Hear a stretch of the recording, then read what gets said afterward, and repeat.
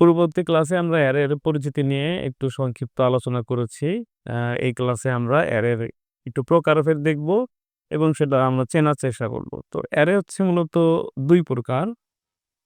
১ number হচ্ছে যে আমাদের যে একমাত্রিক অ্যারে, একমাত্রিক অ্যারে। আর যাকে ইংলিশে বলে কি যে one dimensional, one dimensional, one dimensional okay. আর হচ্ছে ২ নম্বরে আছে বহুমাত্রিক, বহুমাত্রিক অ্যারে যাকে বলা হয় কি সরি আ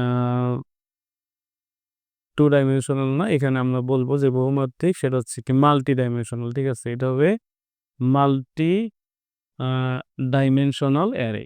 এখন আমাদের সচরাচর এইচএসসি সিলেবাসে যে প্রশ্নগুলো আসে অনেক সময় ঘ নম্বরে বা গ নম্বরে, সেটা আমাদের একমাত্রিক অ্যারে থেকেই বেশিরভাগ ক্ষেত্রে কোশ্চেনগুলো আসে। তো আমরা এখানে একমাত্রিক অ্যারে নিয়েই কথাবার্তা বেশিরভাগ বলবো। দ্বিমাত্রিক অ্যারে বা বাকিগুলো একটু আমি পরিচয় করিয়ে দেব। ঠিক আছে? তো এখানে একমাত্রিক অ্যারে কিভাবে চেনা যায়?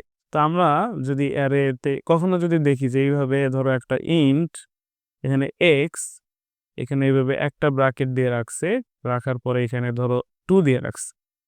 তাহলে এবং নিচের মধ্যে আরো একটা আমাদের অ্যারে দিয়ে রাখছে ইন্ট ওয়াই, এখানে আমাদের এইভাবে দুইটা আসলে কি দিয়ে রাখছে, ২ টা ব্র্যাকেট দিয়ে রাখছে। তাহলে এখানে আমরা দিলাম 2, এখানে দিচ্ছি হচ্ছে 3 এবং শেষে সেমিকোলন আছে। তাহলে এখন যদি প্রশ্ন করে যে এখানে একমাত্রিক কোনটা, বহুমাত্রিক কোনটা? তাহলে আমরা দেখব যেটার মধ্যে মাত্র এইভাবে একটা ব্র্যাকেট আছে সেটা হচ্ছে আমাদের একমাত্রিক বা ওয়ান ডাইমেনশনাল।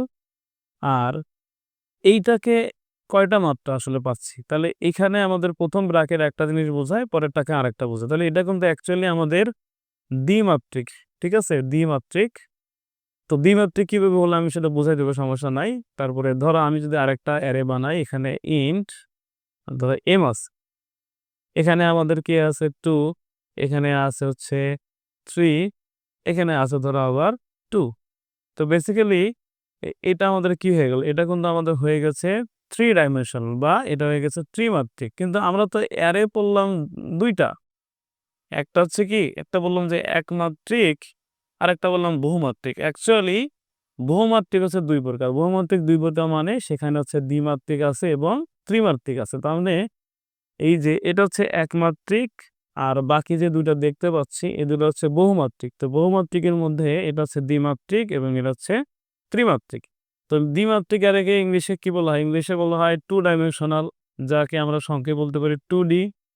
আর ত্রিমাত্রিকে 3D বলে, যাকে মানে 3 ডাইমেনশনাল, যাকে আমরা সংক্ষেপে 3D আসলে বলতে পারি। তাহলে এইভাবে আমরা অ্যাকচুয়ালি ব্র্যাকেট দেখে আইডেন্টিফাই করব কোনটা আসলে কত মাত্রিক অ্যারে হয়ে যাচ্ছে।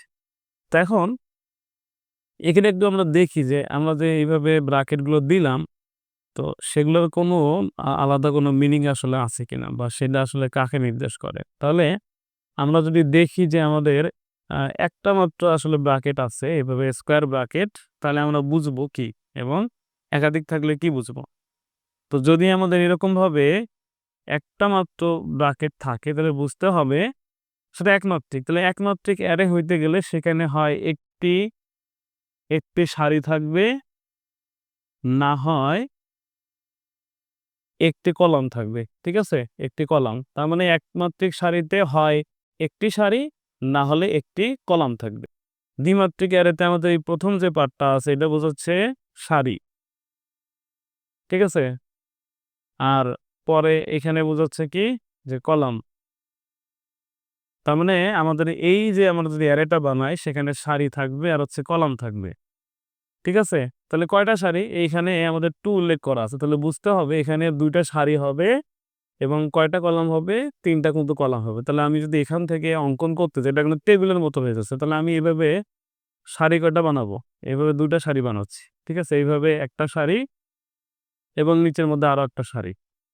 সারি ২ টা হয়ে গেল এবং কলাম কয়টা হবে আমাদের? ৩ টা। তাহলে এইভাবে ১, ২, ৩ টা কলাম আসলে হয়ে যাচ্ছে।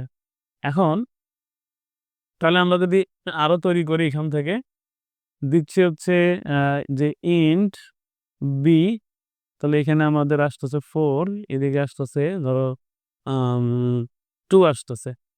তাহলে এটা কি বোঝায়? প্রথমেরটা বোঝাচ্ছে সারি। তাহলে সারি কয়টা আছে? 4 টা। আর কলাম কয়টা আছে? 2 টা। তাহলে আমি যদি এটা থেকে কখনো অঙ্কন করতে যাই তাহলে আমাদের এইভাবে সারি কিন্তু 4 টা হবে। যে 1 টা, 2 টা, 3 টা, এদিক থেকে কি 4 টা। আর কলাম কয়টা হবে? তাহলে আমাদের বেসিক্যালি 2 টা কলাম হচ্ছে। ঠিক আছে? এটা। তার মানে দ্বিমাত্রিকে আমাদের থাকবে সারি এবং কলাম। আর যদি আমরা ত্রিমাত্রিকের ক্ষেত্রে আসি তাহলে আমাদের যেভাবে থাকবে, এখানে ধরো আমরা ক্যারে দিচ্ছি এবার, যে ক্যার এ, এখানে আমরা প্রথমে দিলাম হচ্ছে 2, তারপরে দিচ্ছি হচ্ছে 3, আর পরে দিচ্ছি ধরো 2। তাহলে এটা কাকে নির্দেশ করে? প্রথমে নির্দেশ করে হচ্ছে যে সারি, 2টি সারি। এটা কি? এটা কলাম। তাহলে কয়টি কলাম? 3টি কলাম। আর এখানে এই যে 2 আছে, এটা কি নির্দেশ করে? এটা নির্দেশ করে যে কয়টি টেবিল, কয়টি টেবিল।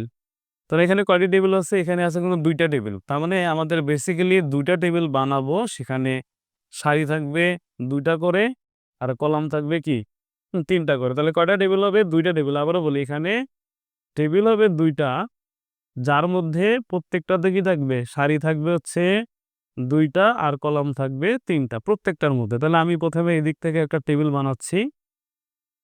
ওকে। তাহলে তার সারি কয়টা থাকবে? সারি থাকবে কিন্তু 2টা, আর কলাম থাকবে কয়টা? 3টা। তাহলে 1, 2, 3। তাহলে আমাকে আরো একটা টেবিল বানাতে হবে। আবার একটা টেবিল বানাবো। বানানোর পর তার সারি কয়টা? সারি হচ্ছে 2টা, কলাম কয়টা হবে? 3টা। তাহলে অ্যাকচুয়ালি এইভাবে। তার মানে আমাদের এখানে টেবিল কয়টা হবে সেটার সংখ্যা উল্লেখ করে দেয়। তাহলে কি সারি, কলাম এবং টেবিল। আর দ্বিমাত্রিক হলে সেখানে সারি এবং কলাম থাকবে। আর যদি আমাদের একমাত্রিক হয় এভাবে, সেখানে আমাদের কি থাকবে? হয় সারি থাকবে, না হলে শুধুমাত্র কি থাকবে? না হলে শুধুমাত্র কলাম থাকবে।